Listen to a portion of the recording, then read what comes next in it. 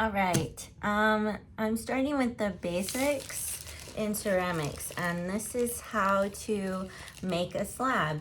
So anything that you are making, hand building, is either slab, coil built, or pinch built, or combination of those three methods.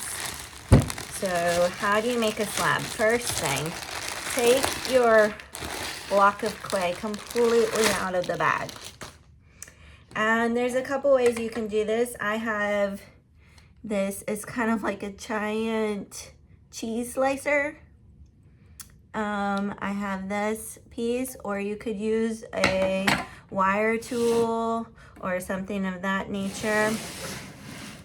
And I use this giant cheese slicer, and you can start off, you can adjust this different thicknesses. I'm going to start off, I want to get a pretty big slab, so I'm going to adjust it to be this thick. And this already gives you a good slab to begin with, right? But we want the thickness of our slab to be about 1/4 of an inch thick. And always make sure you are putting your clay back in the box or back in the bag so it doesn't dry out. If you're not going to be using it for quite some time, you want to rebag your clay. So now I'm going to show you 2 ways to make your slab. If you don't have a slab roller, you can go to Home Depot and buy these yardsticks, and this is a good thickness for your slab. You just simply put them on either side of your slab, and then you can also use a baking rolling pin, or you can get from the hardware store one of these large dowels and use this as a rolling pin, and you'll just roll it out, and keep flipping and turning and rolling your slab. And make sure when you're doing this that your rolling pin stays on here to get the right thickness you want. And if you want to stack up to get different thicknesses, you can do that. But if you're lucky enough to have a slab roller, we have a slab roller in our studio. And I'm going to show you how to use that. This adjusts, this wheel here adjusts the thickness of the bar up and down, right?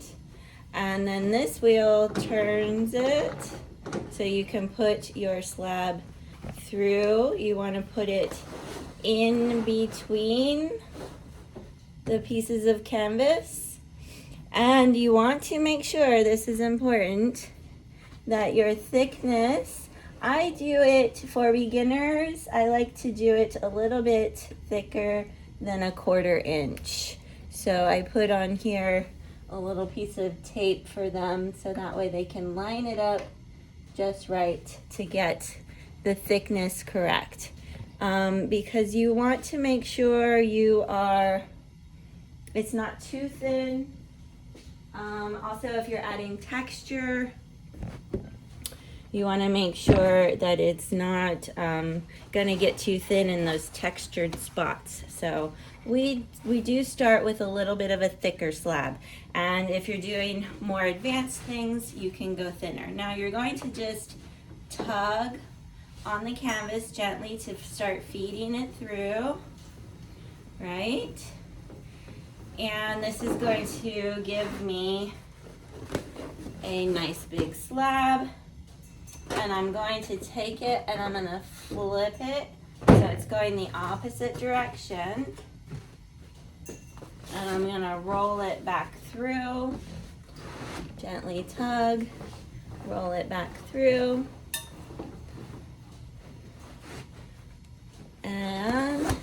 Here is my slab of clay. Now, the key to making slabs that don't warp is to not handle them too much. Don't handle your slab more than necessary.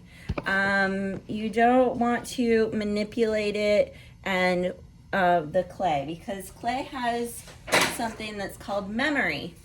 And if you push it in one direction and you push it back the other direction, it's going to remember that original direction that you pushed it in, and it's going to warp. So you'll see a lot of beginner pieces are warped, and it's because at this point in their making process, they manipulated the clay too much.